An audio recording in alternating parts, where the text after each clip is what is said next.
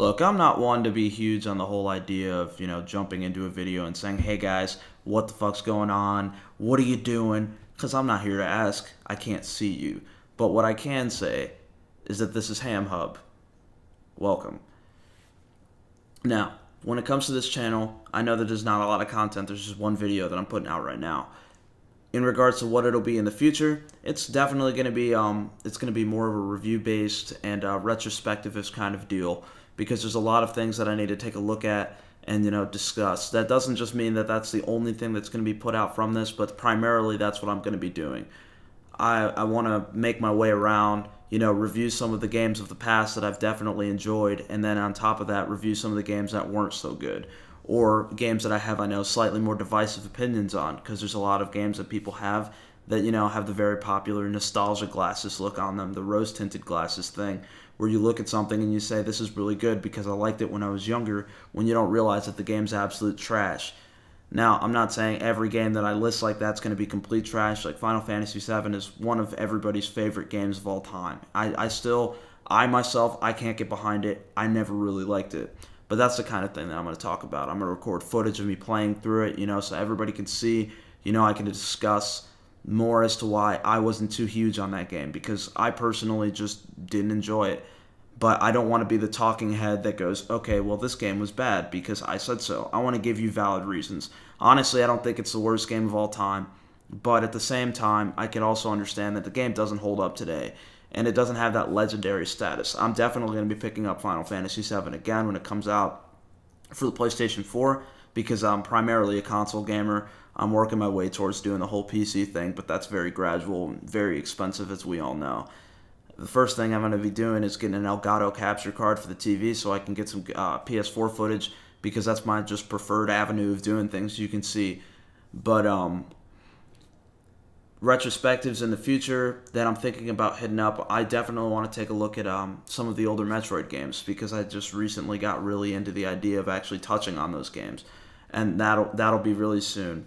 And then you have to also consider the fact that I'm only 24 years old. There's a lot of games that I haven't touched from that era, because I had a Nintendo, and when that was my first game console ever. And I loved that game console because it had Super Mario Brothers on it, and it had Super Mario Brothers 2 on it, and it had Duck Hunt and Hogan's Alley and To the Earth, and there's a whole bunch of games that people they love about that system, but I didn't have, and I never got to touch those because my dad had already given it to me at a very young age. I think I was 3 when he gave it to me, and he said I played that until he got me a PlayStation, and I don't have memory that far back. I remember getting Crash 2. That was my first game that I was ever purchased, and it changed my life. But those are the kinds of games I need to take a look at, because those are the games that are the building blocks of what we're playing today. On the other hand, I'm not just going to be doing old stuff, because old stuff, as I said, it doesn't hold up sometimes, and it gets incredibly boring. I mean, it is what it is. You just kind of work around what you got. Either way, I think in the future, my next one's going to be for more current games that have come out. I'm going to hit on Yakuza 0, because that game needs to get a little bit more attention. I know that it came out, a couple months ago, maybe a month ago, but it's one of those games that, the entire series has been neglected in America due to the fact that, it just doesn't translate too well to us. We're just like, oh, it's a GTA clone, when it's absolutely not. I would say it's more like a crime drama than anything. It's really interesting. It's got a whole bunch of stuff that you can do in it, and I want to touch on that because I feel like it needs to get the attention it deserves. But at the same time, there are certain things that I want to discuss that may not have to do with any game in particular. Now, there are games that do a really good job grabbing the idea of that. For example, if I want to talk about DLC or unreleased or unfinished games for that matter, Resident Evil definitely doesn't come to mind, but you know what does? Street Fighter V. Street Fighter V, when that came out, that was abysmal, and it was pretty tragic, because I got it on launch day, and there was almost nothing to do on it. I was pretty upset. And then, you got a game like Metal Gear Solid 5 where Hideo Kojima got so screwed that the game couldn't be finished, and you can clearly see that the game was going to be worlds better than it was.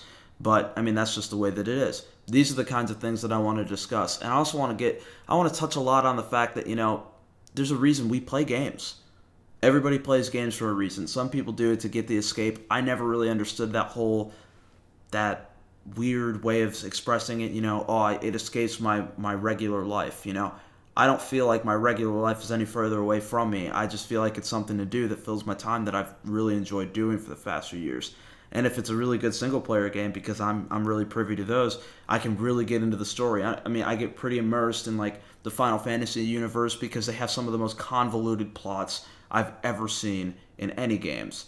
And those are the kinds of things that I want to talk about and look at and say, hey, these are the things that make games good. These are the things that make people want to keep playing them, because there's a lot of times games will come out and it'll break people's hearts and it'll make people not believe that games can be as good as they used to be, because nostalgia is very strong, as I've said before. But I mean, I can give you a solid example of a game like that. People said that No Man's Sky was going to change people's lives. It was going to be the best game ever, and you could play with all your friends. And then it just turned out to be complete and utter garbage, aka No Man's Lie, as some people call it. I know the No really likes picking on them pretty good. Either way, that's just the kind of stuff I want to talk about. I want to talk about what makes games good today. I want to talk about what makes games very unpopular today. And there's not a lot of times when that's the case anymore, because people pretty much buy whatever you put on a AAA title. But they don't realize that by supporting some of the worst games, like, you get your No Man's Sky and you pay your premium price for it, you're just supporting a problem that's only getting worse, and that's a real issue. So these are the things I want to talk about, but those would be more side projects. One, in the front, primarily, I'm going to be working on basically just, hey, this is review of this game that I checked out very recently. In the future, when I get a little bit more of a budget, I'm going to be taking games as they come. If a brand new game comes out, it's like, all right, I'm on it. I'm right there. Boom. Hit it, beat it, get the 40 hours into it, 50, 60 hours. If it's got more than that, that's exciting. But I'm going to hit it for everything it's got. I'm not going to just, look at it, go, oh, well, I played 10 hours of this, hit you with a 4 and 5 minute IGN review. I'm going to give you a thorough analysis to what makes this game good, what makes it bad. And I know that that's all based on opinion, but I'd like to get mine out there because I feel as though everybody's opinion makes a difference, regardless of the format it's in. So this is what I'm looking forward to doing with HamHub, and I hope I can, in the future, bring you guys further entertainment. But it was great talking for today. I'm going to get out of here. You guys have a good one, and thanks for checking out HamHub.